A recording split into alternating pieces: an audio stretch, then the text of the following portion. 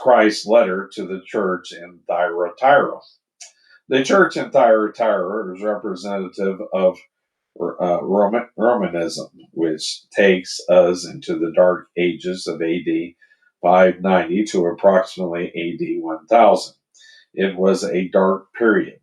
When you leave Pergamum, you begin to move inland. Thyatira and the remaining three churches are inland. Thyatira was situated in a very beautiful location. Sir William Ramsay has written this about it. Thyatira was situated in the mouth of the Long Vale, which extends north and south, connecting the Hermus and the Caicos valleys. Down the vale, a stream flows south to join the Lycus. Near those left banks, Thyatira was situated, one of the chief tributaries of the Hermus, while its northern end is divided by only a ridge of small elevation from the Caicos Valley. The valley of the two rivers, Hermus and Caicos, stretch east and west, opening down from the edge of the great center plateau of Anatolia toward the Aegean Sea. Nature has marked out this road, a very easy path for the tide of communication, which is all in all civilized times must have been large between one valley and the other.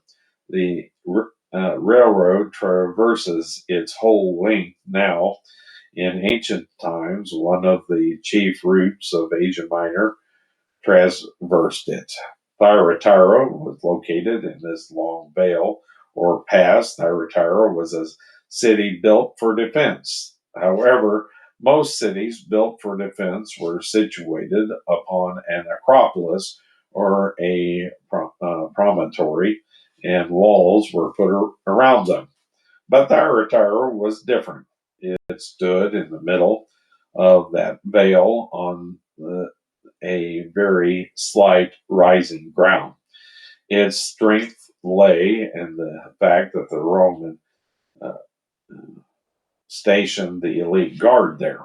Thyatira was built by Lysimachus and again by Seleucus. The founder of the Seleucus dynasty, whose vast realm extended from the Hermus Valley to the excuse me, Himalayas. It finally fell to the enemy. No city in that area was so completely destroyed and rebuilt as was this city. For this reason, it is very disappointing to visit the ruins of Thyatira in our day. They cover only one very small block. Excuse me. This city became prosperous under the sponsorship of Vespasian, the Roman emperor. It was the headquarters for many ancient guilds: the pottery, the tanners, the weavers, robe makers, and the dyers guild. It was the center of the dyeing industry. This is where the labor unions must have originated. Lydia, the seller of purple, who in Philadelphia became Paul's first convert in Europe, came from here. See Acts chapter 16 and verse 14. That purple color spoken of is what we know today as turkey red, and I mean that color is red. The dye was taken from the plant that grows in that area.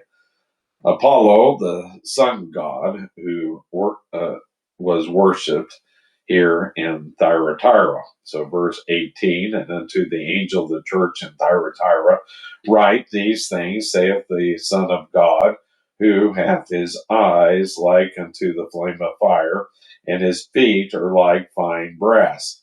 Romans chapter 2 and verse 18. This picture pictures the Son of God in judgment. His eyes are like a flame of fire, searching them out, and his feet are like brazen brass, which represents judgment. Christ is judging this church. However, he has words of commendation for the church. If you think that the Roman church during the Dark Ages is to be condemned wholeheartedly, you need to check out you need to check up on the history of it. The Lord Jesus says, I know thy works and charity and service and faith and thy patience and thy works, and the last to be more than the first. Revelations chapter 2 and verse 19. Christ has 6 words of commendation for the church of the Dark Ages, in which were many true believers who had a personal love of Christ, which was manifest in works. Works are actually credentials of true believers. James says, Yea, a man may say, Thou hast faith, and I have works. Show me thy faith without thy works, and I will show thee my faith by my works. James chapter 2 and verse 18. The 6 words of commendation are: number 1, works were the credential of real believers.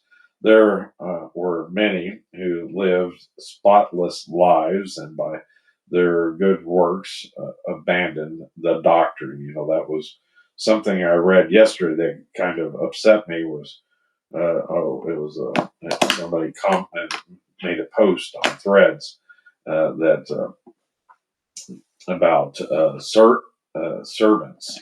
Well, we're supposed to be servants of Christ. That's the first. That's the way that you can tell a believer is he's a servant of Christ. Because of their works. Number 2 is love. It was a church in which there was love, in spite of the fact that it had gone in for ritualism. There were some wonderful saints of God during this period. Bernard of Clairvaux, Peter Waldo, John Wycliffe, John Huss, so Ben Narola, and Anselm were all men in the Roman Church. Number 3 is faith. Though it is placed after works and love, in this instance, it is the mainspring that turns the hands of works and love.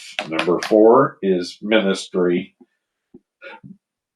and ministry is service. Number 5 is patience, is endurance in those days of darkness. Number 6, thy last works are more than thy first.